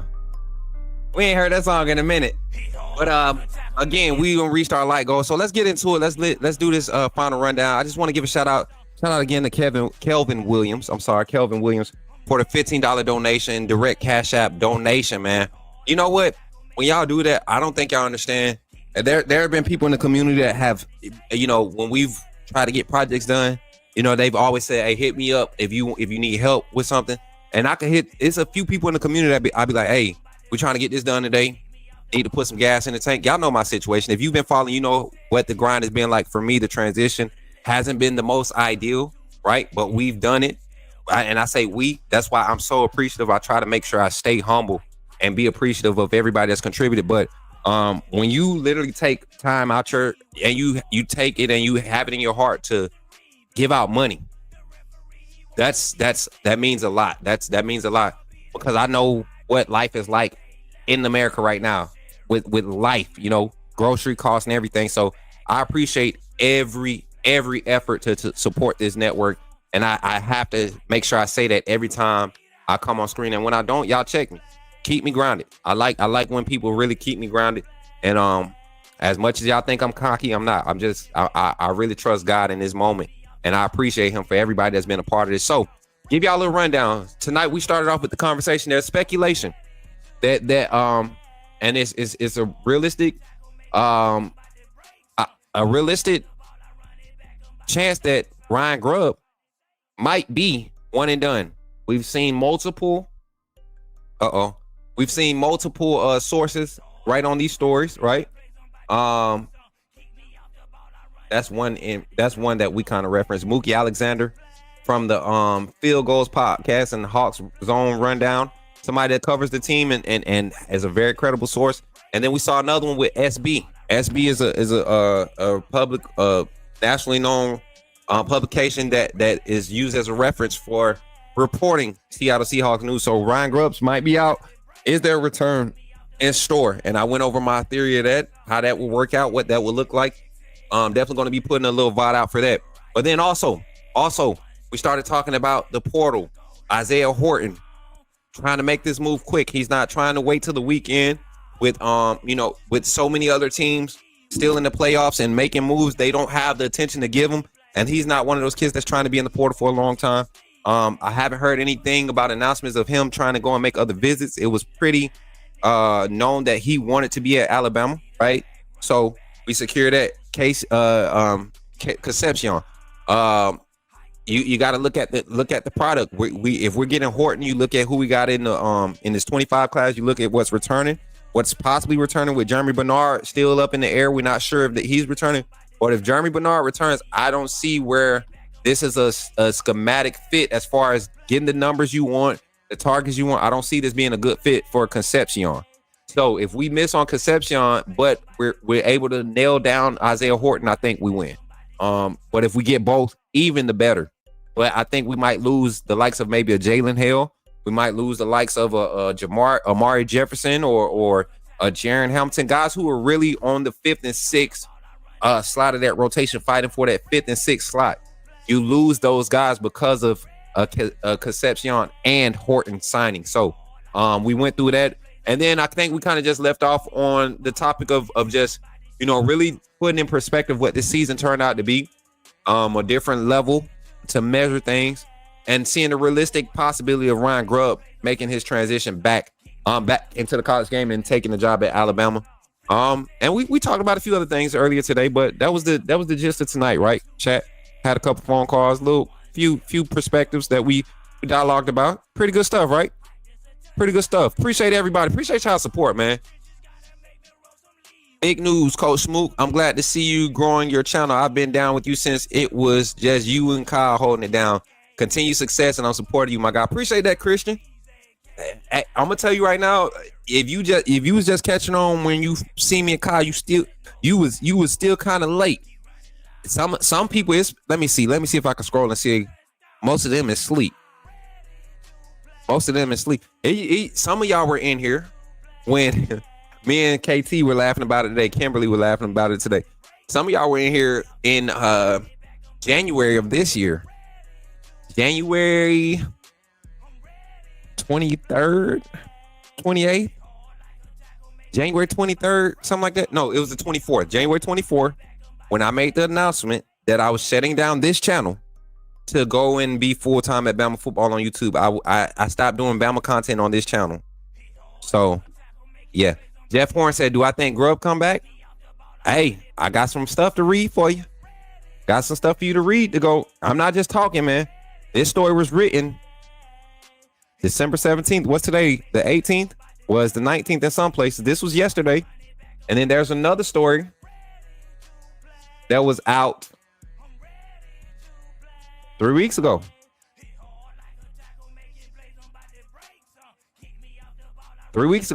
November 26th. Well, that's what, 4 weeks ago now? Well, 3 weeks ago. And then there was a December 6th story that I was reading. That was a December 6th story I was reading.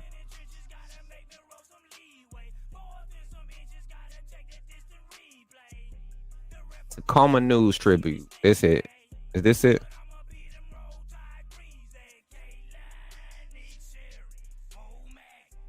See, this is something that Grubb. These are people. And what's crazy is I'm going to be able to talk with two of these guys tomorrow and really get a better perception of how they were trying to project the story, what their feels were, and I think I might be able to get them on the show and get some feedback from them. But a lot the communication I've had with that circle, they think it's a realistic possibility. The family's in a better position to make the move, and a lot of people, I think y'all misunderstood. Grubb's wife was not up for the move earlier this year. The way it happened, right?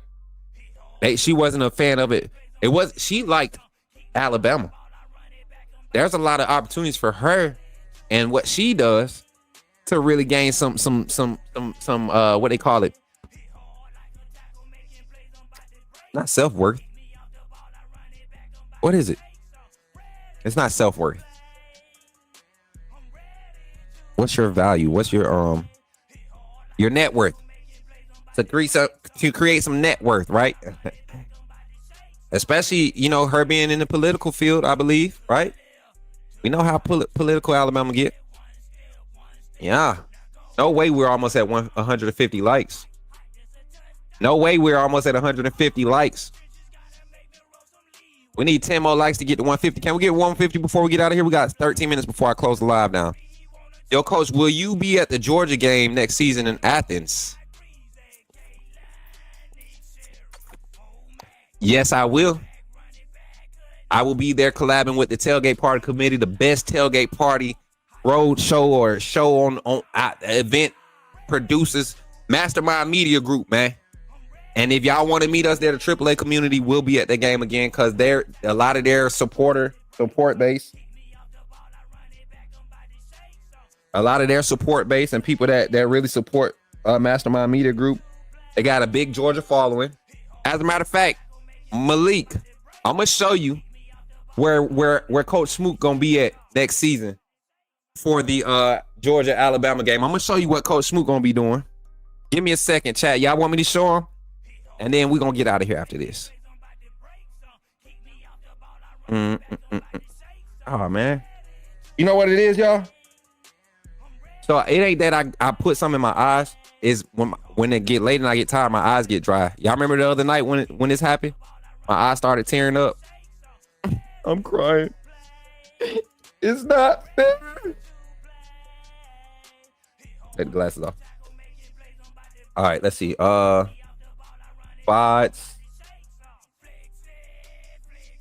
Got my swag surfing video.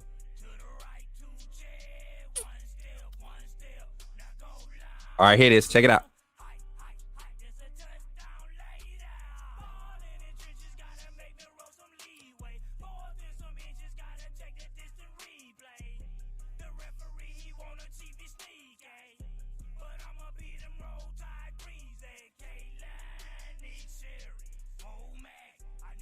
Is this it? Yep, that is.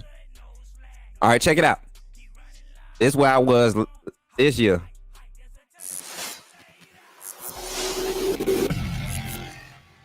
Check it out. Enjoy. To go viral. If you love the skin that you in, make some damn noise. Follow me. Follow me. Left, right. Left, here we go and right. Lean to my left, Yeah. This jump was lit, bro. Ladies and gentlemen, I'm your main man, DJ E-Rock. We live in Tuscaloosa tonight. Tell me, Tony, DJ E-Rock, y'all ready? Let's go. Let's go. Swag. Swag. Swag. Swag. Swag. Let's go. Let's go. Let's go. We go. I'm swag. Watch it. I'm swag. Roll time, baby. Super ladies, run this motherfucker.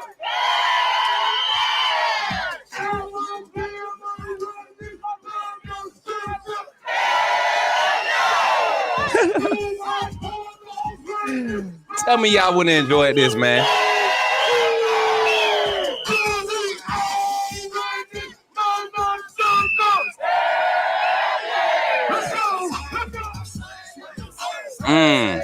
Man, that was a vibe, man.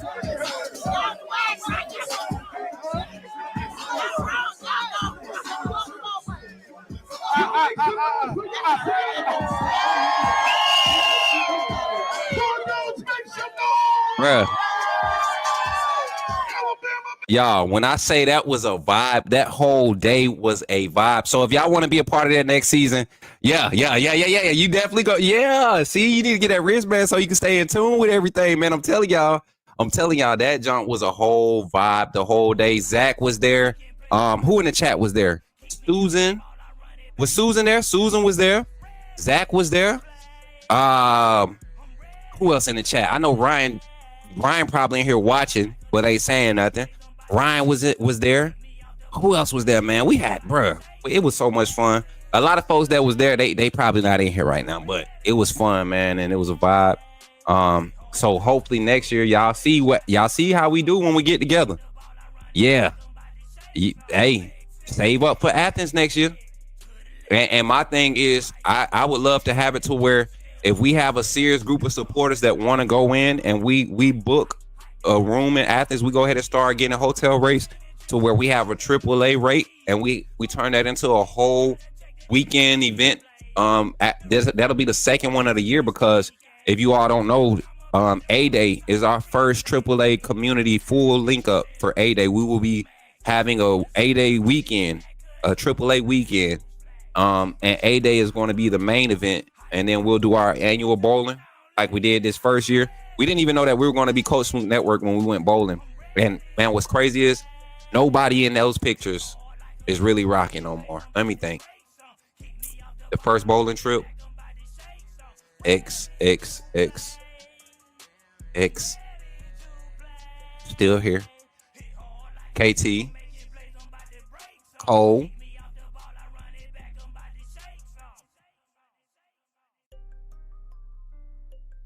Sean. It's a few that's still there. But yeah, y'all already know. And then, sis, I think, let me go look at this schedule again. Because the first time Bama goes down to Texas, I'm going to be there. I'm going to that one. Now that they're in the SEC, I'm definitely going to that one. Better believe it. Think it's a game if you want to. And we just buying time so we get to this 2-hour mark so I can end it at the right time. But that's our show for tonight, man. Kind of just small talking. Let me see. I'm trying to get this Bama 25 schedule back up.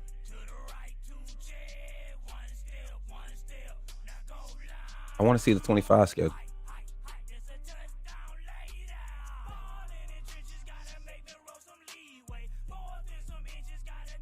Hey, that's crazy that we go through another season and get pat. We don't have to see either one of the Texas teams.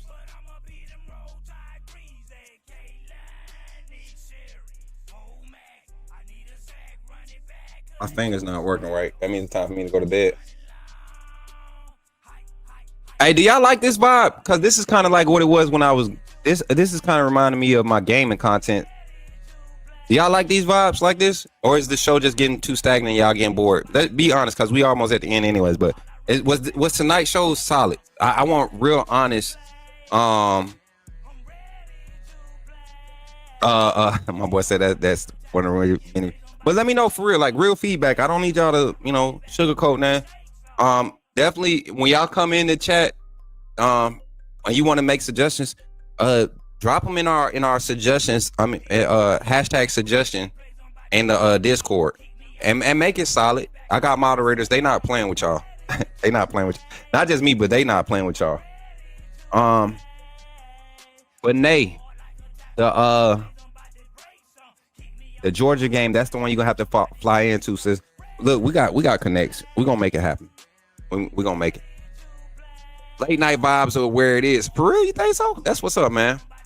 Appreciate it, Zack. 2 more to 150. What? Let me see. Look at my mods going crazy tonight. 1 more, we get 150. 1 more like and we at 150. 1 more and we at 150 live. And we got 5 minutes to do it. Look at God. See somebody playing. We at 148. Somebody playing. Who did it? Who did it? Fess up to it. Fess up to it that I seen you $2 on Cash App. Fess up to it and I seen you $2 on Cash App. Whoever went from 149 to 148, I'm gonna send you $2 on Cash App if you fess up to it. Tell the truth, shame the devil.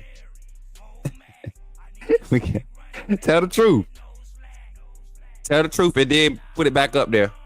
And then we gonna be straight. Vibes lit. Ran into Coach Sean at Walmart last week. Great guy, really knows his ball. He's spot on about this season.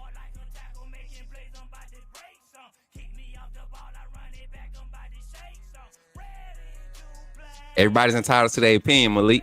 That's what I'm gonna say. That's my brother. That's my brother. But everybody's entitled to. Davin, don't make me do that. Don't do that. Y'all know when I ain't doing it tonight. It ain't no reason to jump on the deep end. Ain't no. Y'all remember last time I jumped off the deep end, or the first time I did it at Bama Football on YouTube? Y'all remember that? Y'all remember that live segment when I had to jump off? Davin, you remember? Oh man. Hey, we got 150 likes on the stream. I got 151. Appreciate y'all, man. Y'all silly. I appreciate y'all. Hey, last 3 minutes of the show. Y'all remember that segment, dude? Y'all remember that segment? When I jumped off when I was in the chair, I said, I'm gonna do it. And I forget who was in the chat. Somebody, who was it? They said, oh, this boy about to do it. And y'all, a lot of y'all in here egged that on, and we got so much backlash. Y'all know, listen, and this is not throwing no shade. That video, when I talked about racism in the Alabama fan base against Jalen Miro on live, and then we cut it up, the cut had more views than the live in 4 hours. Now, mind you, that channel, we were averaging like 4K views on the lives, not 4K live viewers, but 4K views. Anywhere from 2 to 4K during the day when everything died down. So when I made that cut, as a matter of fact, during that segment, while I was saying it, people were clipping it and sharing it. So that's why the numbers shot up like it did. And I see that. So I just kept going. It wasn't like I was saying nothing crazy. I was speaking truth. We were dealing with a racial slur, some racial things that were being said in that chat, And nobody had any valid reasons for why Jalen Miro shouldn't be the starter going into the season, and all this other crazy stuff. So, but when I jumped off that chair and said, it's up, it went up. That video, I think the second or third day it was up. It was only up for like 2 days. The second day it was up, man, that mother had like 4K, 8K views or something like that. A vibe. It was crazy. It was crazy. It was vibey, and it was doing numbers. So, of course, it had to be removed because it was definitely messing with, the type of content that they wanted on that channel. I was just doing what I was told, man, and it really sparked the conversation that needed to be had. And look at where we at now. Look at how we benefit from it now. There's people in this chat that did not agree with me. Then they had their views and they've seen me stay consistent who I am, just like a lot of you. And look at where we are now. Big community growing. My sister, wait, Gabriel, is this a male or female before I say that? And welcome to the AAA family. Thank you for joining the AAA family. About to have us go over our time again. All right. Appreciate that. Gabriel or Gabriel? What's your pronouns? I don't even know how to ask that right. I don't want to disrespect nobody. You see how Kelp you have to move if you want to find success? Because I could say the wrong thing by accident just because it's my lingo. You know what I'm saying? But welcome to the family, Gabriel. G, can I just say G? Welcome to the family, G. Welcome, for real. Welcome to the AAA family. You're going to get to see this content tomorrow. I think y'all going to be excited about it. We're actually in a good spot to leave early tomorrow, so I'm excited. What you mean, huh? Gabriel. I don't know if it's a male or female, so I don't want to get canceled for being like, hey, welcome to the family, bruh. Hey, girl. You know what I'm saying? Hey, sis, welcome to the family. I don't want to, you know what I'm saying? People get mad about stuff like that. He called me a female. Well, you don't have a picture up there, so I don't know. But nah, y'all, thank y'all for doing a small talk with your boy. You love my content? Are you a new sister or a new brother? Let us know. We just want to know so we don't, disrespect nobody. Gabriel, that's not true. Oh, you right. Orca, you right. Get your wristband, Orca. You might be resourceful. I need a new punching bag. I don't got no punching bag in the chat. Air's been inconsistent. I need a new troll. Nah, you might be right. I think you're right, brother. I think you're right. The femininity of the letter, right? Femininity. Am I saying that word? Y'all know I like big words. I speak good, man. Big wordology, But you're right. It's the ELE, the L. Female. See, we right. See, I already see. Appreciate it. Auburn. What? Stop playing. You ain't no Auburn fan. This is a troll page. Because if you're an Auburn fan, I might have to gift a membership and hope you get picked up. Because I got something special for you. We got our resident Georgia fan that's representing and holds it down, shows love, talk they trash, they do everything, they hold it down, they're AAA. If you're an Auburn fan, as sick as I feel to my stomach saying that, you a AAA. What the I saying? What the saying? Goof. What is wrong with me, Goof? Have I lost my mind?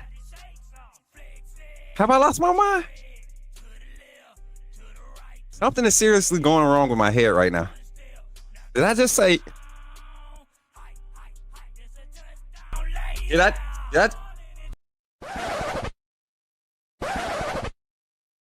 just say what I think I said? You a broken Auburn fan? Doomed. Well, if you pick up a wristband, I can welcome you into this family. I have no choice, right? I have no choice. But I would really appreciate you if you that would be different for me. Like, I'm not even gonna front. I got a lot of Auburn family, not family like blood family. I got a few Auburn relatives, but I got my little sister. She graduated from Auburn, right? She just graduated from Auburn. I love her. Fight for her. I will go to Auburn and pick her up. I will eat at an Auburn restaurant for her. I forget about being in Auburn because I love my little sister and I got family members like that, so it wouldn't be bad. I could deal with it. All right. But that's a solid testimony. I'm gonna tell that one tomorrow. Christian, I'm just talking. I'm just rambling. I'm tired. Listen, I'm gonna get up out of here, man. What's up, Rich Boy? How you feeling tonight, man? Rich Boy 334. I feel you. What's up, man? Appreciate you for pulling up. Next payday. Shoot, listen. You keep coming to the lives, you might mess around and get a gifted one. I promise you. This is that type of community, man. Oh, listen, I got 6 kids, brother. I got 6 kids, and I got 3 of them that's gonna be with me for the holiday. Well, right after the holidays, we're going clothes shopping because they all done hit growth spurts. 3 of them with the 3 that's gonna be with me, they done hit their growth spurts, so it's gonna be a holiday for me. But again, like my boy said, I'm tired and I'm going crazy, and y'all got me talking crazy for no reason. So I'm gonna use that as my cue to go ahead and get out the way. But I appreciate y'all for supporting. Again, don't forget to drop a like on your way out. Thank you for tuning in. Thank you for your 100+ likes. We're at 153 likes on the stream. Shout out to the 504 on Twitter, the 96 on YouTube. And the two on Facebook, the two reactions on Facebook. Thank y'all for y'all support. And with that being said, don't forget, man, we're live again tomorrow. Keep your notifications on. When I go live tomorrow, you don't want to miss it. If you're a member, you don't want to miss it. I'm telling you, you don't want to miss it. This is something that y'all love to see. Y'all love to see us when we do this. Y'all don't want to miss it. And I plan on making it work. I plan on making it do what it do. And y'all pray for me. Let's pray for a successful content workday tomorrow. Again, thank you all. And don't forget, when you see me in the streets, holla at your boy and say, hey, Coach Smook, put me in the game. I'll catch y'all on the next one, man. Much love, y'all.